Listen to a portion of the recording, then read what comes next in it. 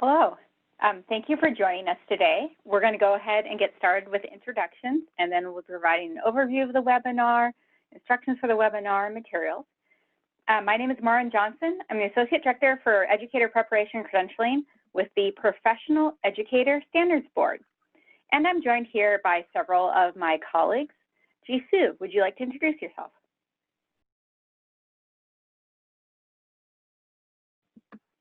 Sure. Good afternoon, everyone. I'm Jisoo Ryu, and I'm also the Program Manager at PESB. Leonie. Hi, everyone. I'm Leonie Sherwin, and I am one of the Program Managers at PESB for Professional Learning and Program Support. Megan.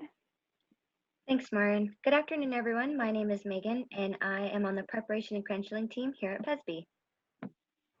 Thanks. You'll see the materials there. There is the link to the materials right there on the slide. I'll also put these in the chat box.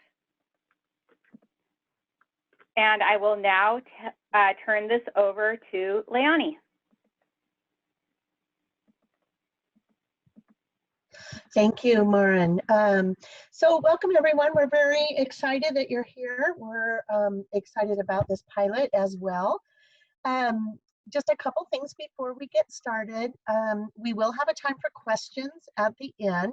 So if you will please use the Zoom Q&A feature to submit any of your questions rather than the chat box. And Maureen did put the link to the slides in the chat box right now. But again, if you can use that Zoom Q&A feature for any questions during the webinar, we will respond to those at the end.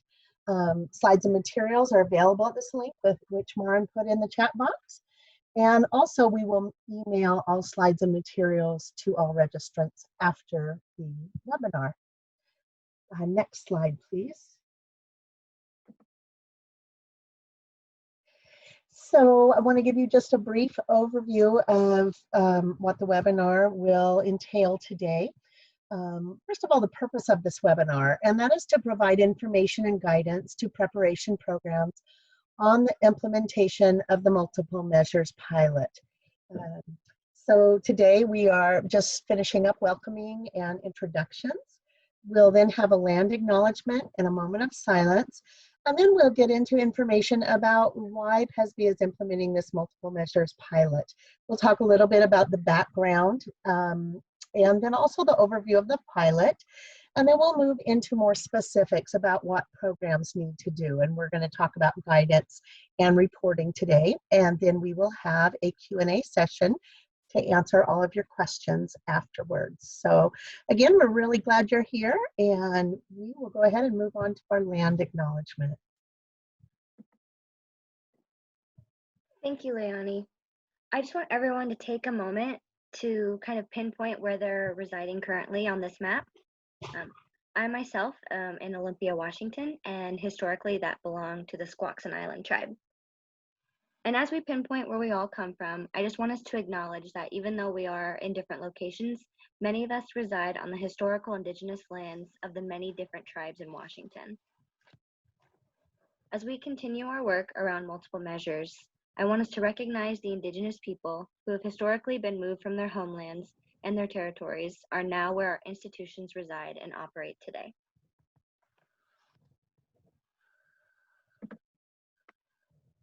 I'd also like to take a moment of silence. We would like to acknowledge the history of this nation, one fraught with contradictions. For too long, this country has elevated a story of democracy and freedom while minimizing the impact of violence and oppression on marginalized communities on those whose backs this nation was built. Today, members of our Black community and other communities of color continue to experience racism through police brutality, mass incarceration, inequitable education and health services, deportation, and other forms of subjugation. We aim to disrupt the legacy of systematic racism by centering racial equity and justice in our work. This is how we stand with our communities of color.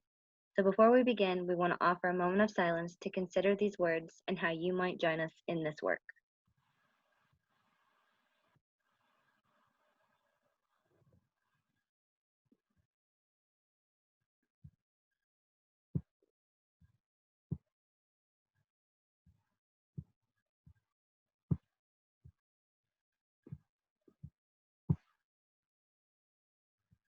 Thank you.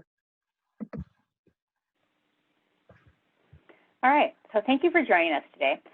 The focus of today's webinar is quite specific. We are going to be sharing information on the multiple measures pilot for the EdTPA, and then we'll be responding to any questions at the end. We are, of course, also happy to respond to any follow-up email questions, but really what we're looking at today is the multiple measures pilot. We realize that there are many other questions that individuals have regarding the EdTPA, so just want to provide you with some other sources of material. So information on the emergency certificate, and emergency certificates are available for candidates who meet all the requirements for program completion with the exception of one or more of the requirements, including the EdTPA. You can find the link to that information there. It's hyperlinked in our slide. In addition, Pearson this week has released guidance on completing the EdTPA in a virtual context. And this is newly updated guidance, so you'll want to make sure to take a look. Again, these two things, this is not the focus of our webinar today. We'll be looking at multiple measures, but we want to provide you with this information. Next slide. We also want to provide you with just a little bit of information on a policy. So PESB does not have the authority to waive or eliminate the performance assessment. That's the EdTPA requirement. Waiving or eliminating the EdTPA would require legislative action. And the reason this is because PESB cannot waive and whack what is required by law in RCW, and those are the two RCW citations relating to the EdTPA. Next slide. If you would like to share your views on assessment or really on any other issues relating to PESB policy, our board is considering their legislative agenda at the September board meeting, along with a number of other tab materials. Each board meeting includes the opportunity for public comment. If you would, our September board meeting is going to be an online board meeting. You'll be able to register to provide public comment verbally at the board meeting on the morning of each one of the board meeting days. You'll just need to make sure to sign in and attend. You can also email your public comment. Email public comment is due Monday, 8 a.m. By Monday, 8 a.m., the week of the board meeting, and you can see our links there. Next slide. So why a multiple measures pilot? Why is our board looking at doing this? Provide you with a little bit of background. So at the July board meeting, and this is the most recent board meeting, PESB approved policy for a 1-year multiple measures pilot. So this is truly a pilot. It has a limited time duration. We are trying it out, learning more. This pilot provides flexibility for candidates in completing the EdTPA and allows for more equitable pathways into the teaching profession. So where did the ideas for this multiple measures pilot come from? This past year, we convened an educator assessment work group. This educator assessment work group looked at multiple options, multiple ways, multiple approaches to the EdTPA.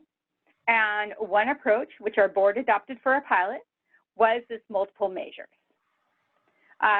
Where the work group represented diverse stakeholders from across Washington State, from a variety of roles with a variety of perspectives. We also looked at research and data, and work group members really grounded in belief on equitable policy and practice. Next slide.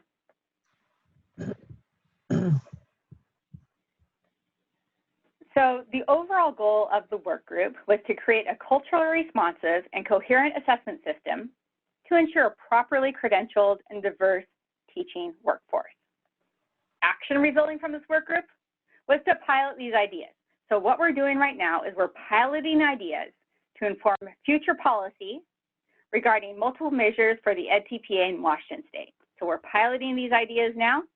After the pilot, we could look at other options, continuing, modifying. We hope to learn a lot from this pilot. Next slide. So the multiple measures pilot, what it does is it acknowledges individual candidate differences in the teacher assessment system. A multiple measures pilot also eliminates the need for retake candidates for those candidates who are eligible for multiple measures. This reduces barriers for candidates for whom analytical writing is not a strength, and at the same time, it maintains a common and rigorous assessment system across Washington State. Next slide. And at this point, I'm going to turn it over to Leilani for an overview of the multiple measures process. Thank you, Maren. I'm going to share just a brief overview with you, and then Jisoo will go into more details throughout the webinar.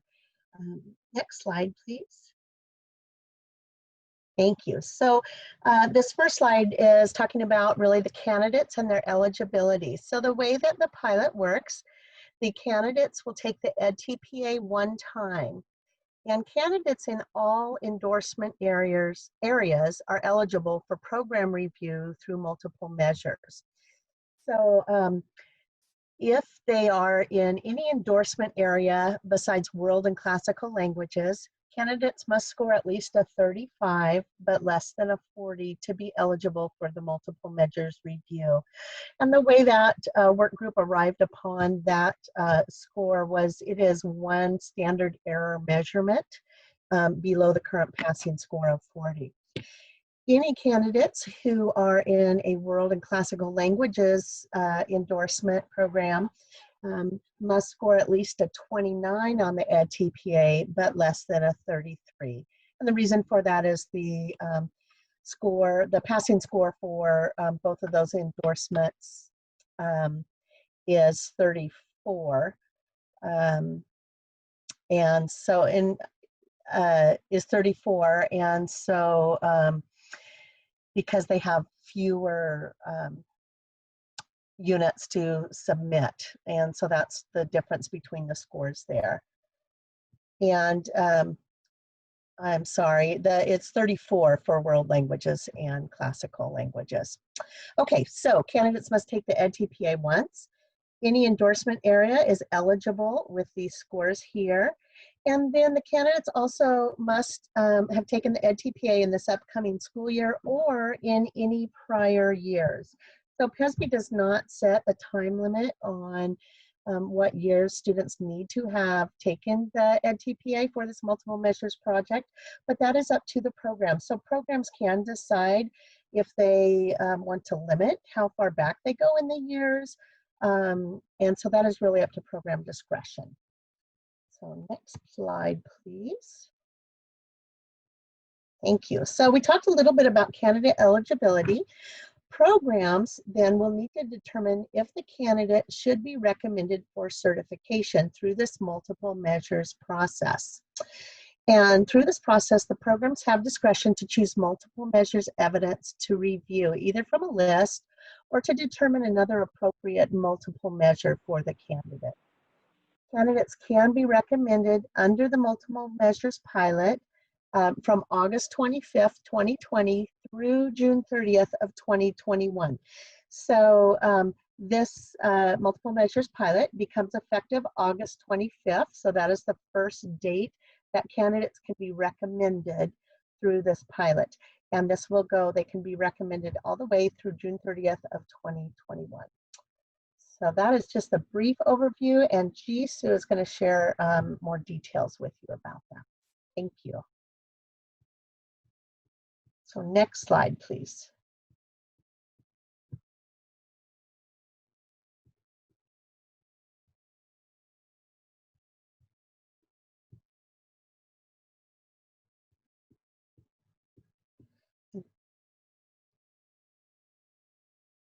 So as Jisoo is getting unmuted there, she's going to share a little bit here about program leaders and what they need to do. Thank you, Leilani. Right, so here I like to share more information on the role of program and the works that needs to be done by the program leaders. Next slide, please. So here we organize five tasks that program leaders need to do in order to implement multiple measures process. Please note that we organize these 5 tasks in this way to help programs understand the process with more clarity. But these are not discrete sequential steps, so one or more things can happen together, or the order may be slightly changed. For instance, you may identify your candidates first and then convene a committee. And also the full guidance to the multiple measure process is also available, and this slide has a link to the full guidance. Next slide, please. All right, so this is the first step that you may need to take is convening a committee. Programs need to convene a committee to review multiple measures for individual candidates, and programs have much discretion on this matter. The composition and the size of this committee can be determined by the preparation programs. Also, the preparation programs may convene a new committee or use an existing committee such as a certification council or P. Next slide, please. And here is the list that you may want to consider when you compose your committee. First, you may want to have the committee members with the following characteristics like familiarity with the preparation program structure, experience with the ATPA or other educator assessments, such as the program's ATPA coordinator, expertise in diversity, equity, and inclusion, expertise in the content area of the candidate's endorsement, in which the particular endorsement that the candidate seeks to earn. And also you may want to have someone who knows individual candidates' performance, such as cooperating teachers, program supervisors, advisors, or candidate advocate. And you may also want to have practitioners from the field and community members as well. Next slide, please. It is also important to note that programs should inform the committee members on the following information.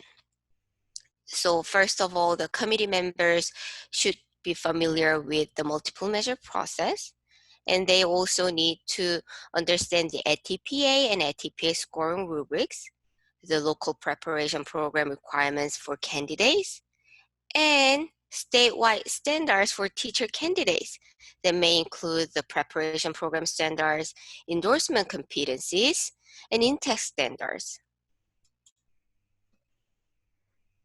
Next slide, please. Now let's talk about the eligibility, how you can identify candidates eligible for multiple measures.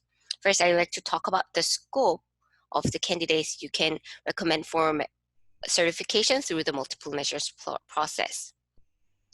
First of all, in terms of the endorsement areas, candidates in every endorsement areas may be eligible for the multiple measures process. It's not only candidates who are in the special education program or the elementary education program. Candidates in all endorsement areas may be eligible for the multiple measures process. Also, not only the candidates who are taking a TPA in the coming year, in the current year, but also the candidates who have taken the ATPA in prior years may be eligible for the multiple measures as well. And I will talk more about it in details in the later slide.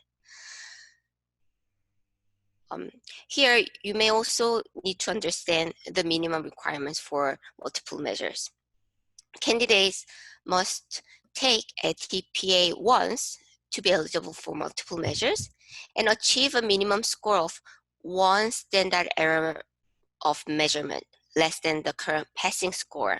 So the chart shows the minimum score for multiple measures. As you know, the current passing score for ATPA in all areas except world language and classical language is 40. And the minimum score for multiple measures for these areas is 35. The current passing score for world language and classical language is 34. And the minimum score for world language and classical language is 29. Next slide, please. Thank you. All right. Again, I'd like to also emphasize this point that candidates from previous years are eligible for multiple measures at program's discretion. We set the timeline in the policy based on the recommendation date instead of an ATPA submission date. This would allow for more flexibility for candidates and programs. In other words, preparation programs may choose to set or not set their own requirements regarding the total number of years a candidate has to complete a program and the length of time a candidate has after completing the majority of requirements to complete remaining requirements such as the assessments. So this is a part of policy allowing preparation programs to set program completion requirements in addition to the state requirements. At the state level, we don't set the max time period. Next slide, please. Here is the next task that the program leaders need to do. The next task is reviewing multiple measures. And what evidence is that programs may need to review in order to recommend their candidates through the multiple measure process? Programs can use one or more of the following as the basis for their review. First, observation of practice in the role as documented by the mentor teacher or the program provider. Or, second, evidence submitted by the candidate to the program provider in the areas of planning, instruction, or student assessment, or the coursework, or other measures as determined by the program.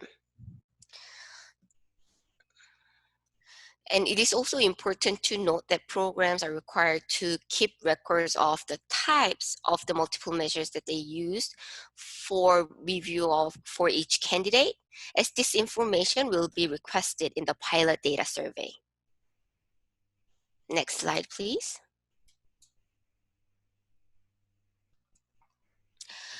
While reviewing all of this evidence, we also want to emphasize that it is important to have a holistic review of candidates' evidence. And at the same time, the standards the committee may need to look into may include the ATPA rubrics and existing program requirements, as well as the state standards. In some cases, the committee will determine that the candidate has already demonstrated the required knowledge and skills. In other cases, the committee may determine that the candidate needs to complete additional coursework, demonstrate a certain competency in the classroom, or demonstrate knowledge and skills through some other measures. So it's up to the program. Next slide, please. Then once the determination is made, then how can the program recommend their candidates? Simply, you can use the OSPI system. A program can recommend the candidates for a residency certificate through the normal procedures through OSPI e-certification. It is also important to note that the candidate must have met all other program completion requirements. And here is the timeline of the recommendation under this pilot. Candidates can be recommended under the multiple measures pilot from August 25th this year through June 30th next year, 2021. This means that if you like to recommend a candidate through the multiple measures, you can convene a committee now and you can do all the prep work. But the recommendation should start from August 25th. So this is the date that you can start recommending your candidates for certification through the multiple measures. Next slide, please. The last but not least, programs who participate in the multiple measures process should submit the data and feedback to PASB. And the purpose of this data collection is to inform the policy and the future work of PASB. Here are 2 data submission points. One is November 13th this year, and the other is July 31st next year. So programs must provide relevant data to PASB by first, November 13th, 2020, and toward the end of the pilot, July 31st, 2021. These data will be collected through an online survey system, but not through the annual data reporting process. So once the pilot begins, we'll share the link to the online survey system with programs. Also, care will be taken to balance the need for data to inform policy with awareness of the time and effort needed to collect and report the data. We put our efforts to streamline the data collection system so that we do not overburden programs on that matter. Next slide, please. Then you may have this question: what kinds of data will be collected? Here is the list of the data that we plan to collect. First, the number of candidates in each endorsement area recommended through multiple measures, as well as the total number of candidates in these endorsement areas recommended during the same period of time.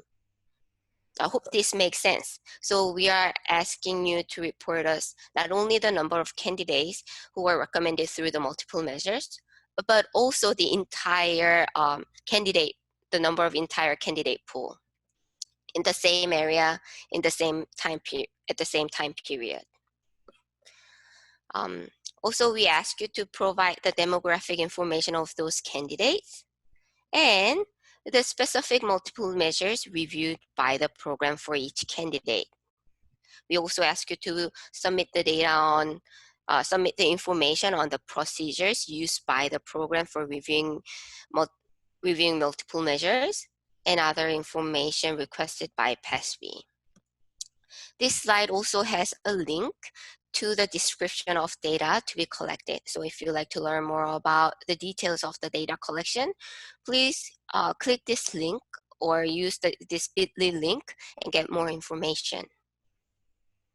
All right, so that's the process of the multiple measures, and I'd like to turn this presentation to Maureen. All right, next slide, please. Okay, so we have resources available, and I believe you'll find lots of helpful information in these resources. Our resources include this slide deck. We have a guidance document that provides some fairly extensive information. And then we also have a data addendum, which in the data addendum, you can see the actual questions that we're going to be asking for data collection. And at this point, we're going to be responding to questions. If you do have a question for us, please submit it into the Q&A feature. There have already been some questions submitted, and I've been answering these, typing out the responses, and I believe you're able to access those as well. And so now I'll go ahead and just respond to questions that are submitted. All right, so this first question. If a candidate took the EdTPA and earned a score under 35 and then submitted a retake and got a score above 35 but under 40, are they still eligible for multiple measures? Yes, that candidate would definitely be eligible for multiple measures.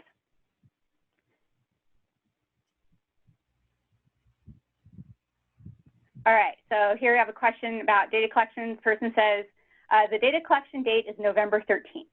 Because the following items need time to proceed, informing students, in particular for large programs in Washington, Number 2, forming the committee and reviewing the materials. And then number 3, students also need to collect the required evidence from different parties.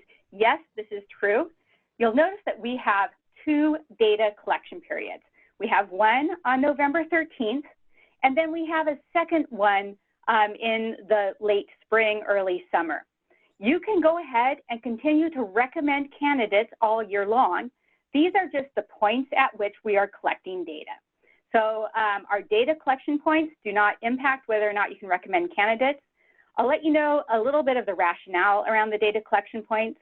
The reason that we're collecting data is because this is a pilot, and we want to collect data to inform future policy. The policymakers who will be looking at this pilot are our board members, and we needed to have this, some data ready for our board members for their November board meeting. In addition, the legislature may also have an interest in our pilot, so we needed to have some data ready for them. That's why we have that fall collection date.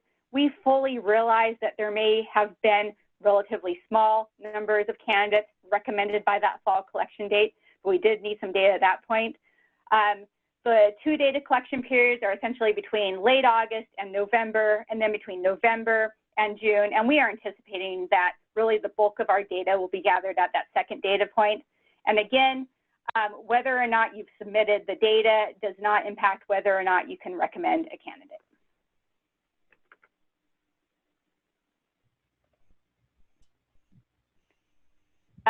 So to confirm, we can still recommend a candidate for emergency certificate if they've been recommended based on the multiple measures, even if they haven't completed content testing. Yes. Okay. Yeah, complex question. The short version of that is yes. So the emergency certificate, candidates are eligible for the emergency certificate if they have completed all program completion requirements, with the exception of one or more of the assessment requirements. So if you have a candidate who has submitted the TPA, you've reviewed alternative evidence, and you're recommending the candidate through multiple measures. However, that candidate has not yet completed the content knowledge assessment, yes, you can recommend that candidate for an emergency certificate. I would like to provide some additional information. The testing centers across Washington State are actually now open. They are open at a reduced capacity to allow for social distancing, but they are open, so candidates are able to make appointments to take their content knowledge assessments, basic skills assessments. It's very possible that their appointments may take a longer time to schedule because of the reduced capacity, and so yes, the emergency certificate can still continue during this period of time. But please encourage a candidate who needs to take a content knowledge assessment to schedule an appointment. At least they can schedule it at this point.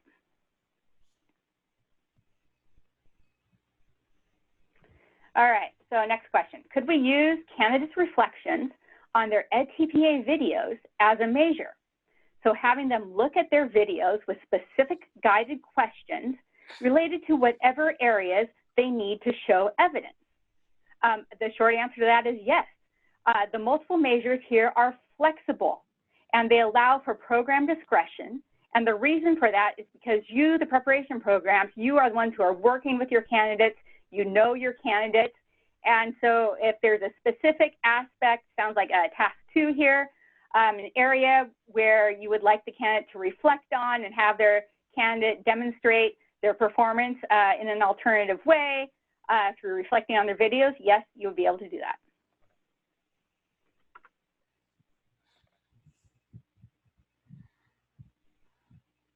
How are you defining the recommendation time period for data collection?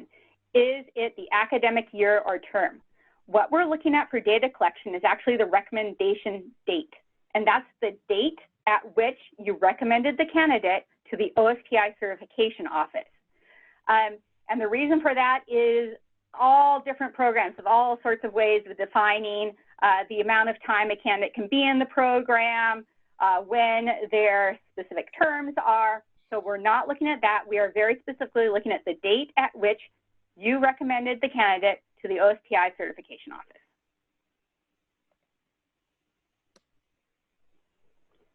All right, so the timeline for recommending candidates under multiple measures has a deadline of June 30th of 2021. Yes, that is true.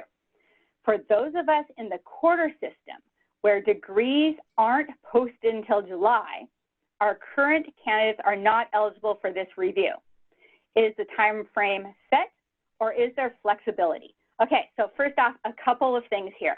This is a pilot, and so we had to set a cutoff date for the pilot because the pilot is running for a certain period of time. Now, do we anticipate the pilot continuing beyond this? I would have to say we don't know yet. We don't know what our board will do. We don't know what our legislature will do. So far, our board has expressed a lot of interest in this pilot. That's why we're gathering the data and we'll be sharing information for them. We do not yet know if this pilot will continue after June 30th. However, please know that the EdTPA is a program completion requirement, and it is not a certification requirement. You will note that there is no point at which the candidates send in their EdTPA scores to the OSPI certification office. That's not part of the documentation that the OSPI certification office reviews. It is the program themselves who determine that the candidate has met the PESB required passing standard for the EdTPA. We do have a score required for passing. We do have this multiple measures process in place between now and June 30th. So if you had a candidate who scored a 35 and the candidate submitted next spring, you received the candidate's scores next spring, and you reviewed for multiple measures next spring, and all of this happened prior to June 30th, you could do that. But also please know, stay with us. We don't know the future of the multiple measures pilot, but so far people are expressing interest in it. Okay, next question. How do we notify PESB that an institution wants to participate? Here's what you need to do. If you are recommending candidates for multiple measures, you are absolutely required to submit data the November 13th date and then the June 30th date. We require data by those points. There might be programs right now where like, should we participate? Should we not participate? First off, we strongly recommend that everyone participates. But because of this, the way you notify that PESB that you are participating is actually through your data submission. When you submit data saying that you have recommended a certain number of candidates in these endorsement areas for multiple measures, that's how we know that you are participating. It's possible that you could decide to participate partway through the year. For example, maybe you don't want to participate in September, but suddenly by October you realize, yes, we would like to participate. That is fine. So next question, would you like us to wait and submit all the data at once, or would you prefer rolling submissions? Here's what we want. We are asking for 2 submissions, and in our data questions, you'll notice in November, we're asking for all of the candidates you recommended between August 25th and November 13th. We want that set of data from that time period. Then for the second data submission, it's November 14th through June 30th. So we want all of that at once. So you'll be submitting data twice, once for each of those time periods.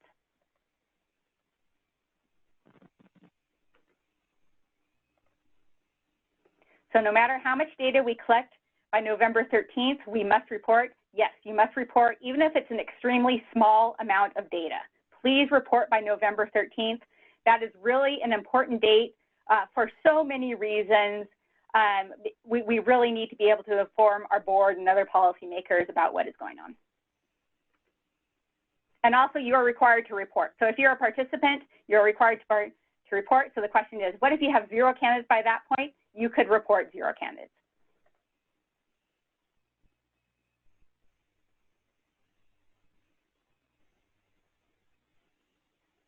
Oh, this person says, so thinking about the idea that you want a number of candidates recommended via multiple measures and compare to total number recommended, the numbers for the November reporting date will be skewed heavily towards multiple measure certification, as this isn't the student teaching season.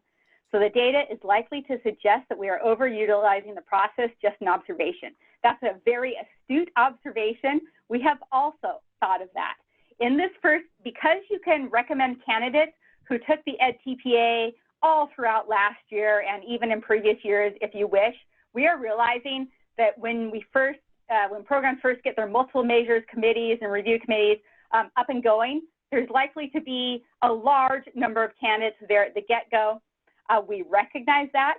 And then in sharing our data with the relevant the board members, other policymakers, other stakeholders who care, that we will definitely provide that context that preparation programs had candidates, particularly from this past year, that they may now be reviewing for multiple measures. And really, fall is not when we see large numbers of recommendations, so we will make sure to present the appropriate context for the data when we do that. Do you have a sense of roughly how many candidates this might impact statewide? If you look at our board materials from May, we tried to provide some estimates from a limited number of endorsement areas, but after those limited number of endorsement areas, our board asked us to expand this pilot to all endorsement areas. We have not done the calculations for all endorsement areas. Can I add a comment here, Maureen? Please. Right, so we reviewed the data, although it does not include the most up-to-date data, but we reviewed the data at the EAS workgroup meeting, and we found until about like early 2019, about 10% of our candidates fall between this 1 minus SEM range. So the number can be changed as of now because of like all the spread of COVID and things. But this is what we anticipate in terms of the impact of on the candidates. Thank you. All right, so they're allowed to use their EdTPA videos they had submitted before. It's not a straight up use of their EdTPA videos. The candidate, if they would need to reflect on their video submission, and really it is up to the preparation program. You, the preparation program, you are the ones who need to review these alternative measures or alternative ways of looking at existing evidence to determine that the candidate has the requisite knowledge and skills.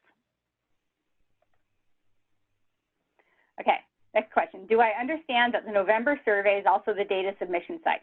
So please understand, this is not the regular annual data reporting that you are used to.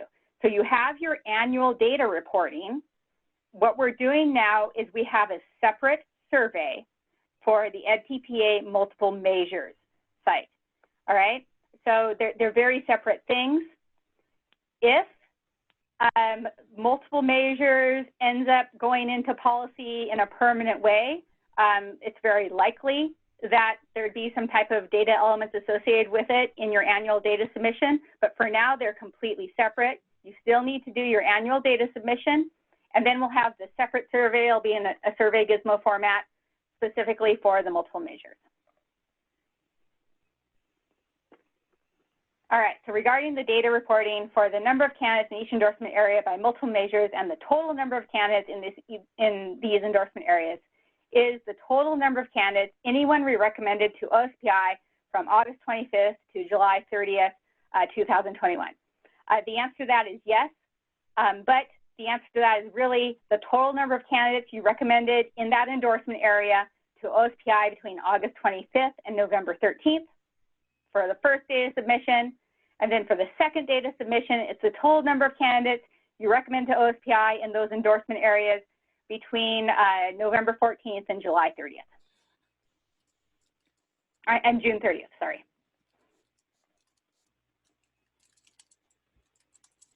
Okay, so here's a question. I'm sorry if I missed the answer, but are multiple measures only available to preparation programs, or can school districts recommend teachers who are teaching on conditional certification and no longer enrolled in a program?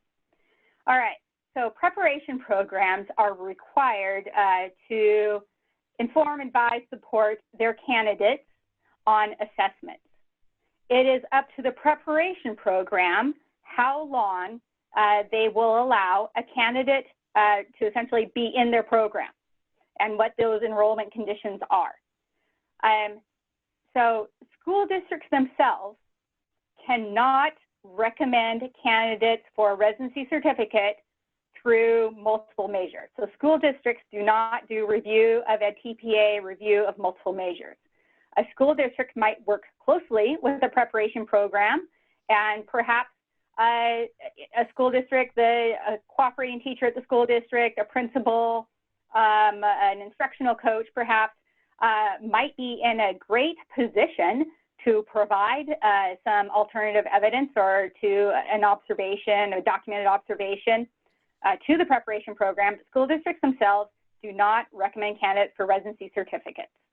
The candidate would need to work with their preparation program on this. School districts can continue to request a conditional certificate on the candidate's behalf. There are no assessment requirements for the conditional certificate.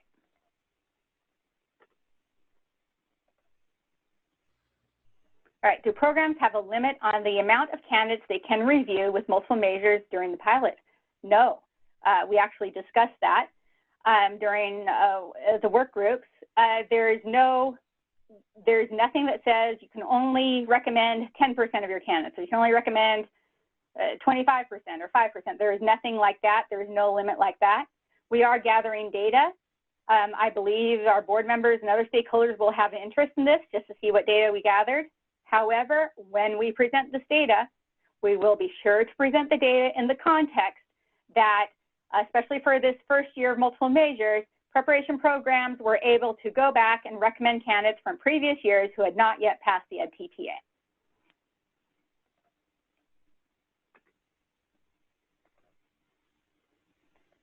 All right, do these become completers in our regular data reporting if all other requirements are met?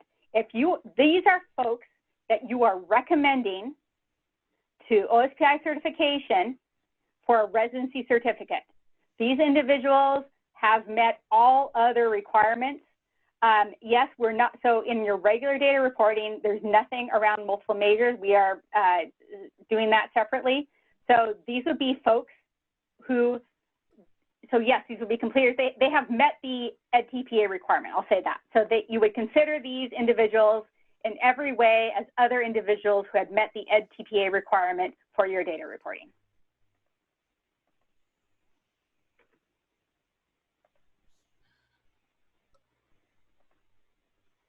All right, in November data, I'm assuming we should only include residency teacher recommendations made, or do you want all recommendations across certification programs? This is very specifically for teachers. And so it's going to be separated by endorsement area, but this is very specifically just for teachers. And I believe our total designation says that for teachers, but this truly is just about teachers because the EdTPA is a teacher requirement.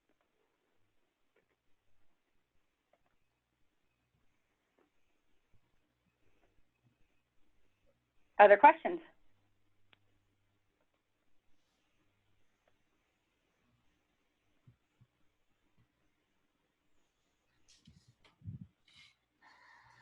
Could a candidate who is no longer an official member of the program be eligible for consideration of recommendation using the multiple measure system?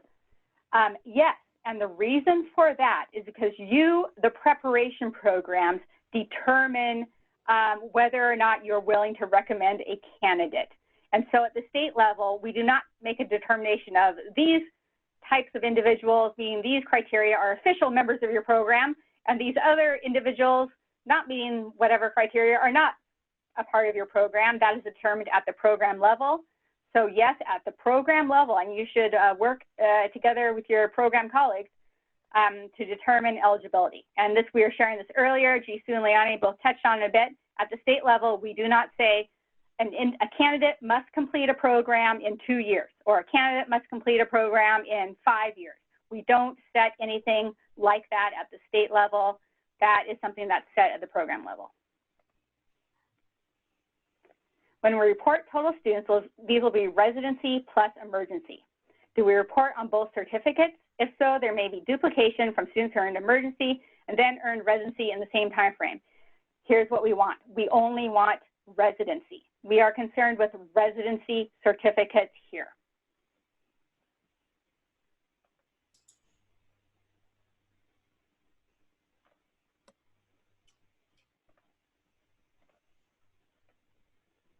All right.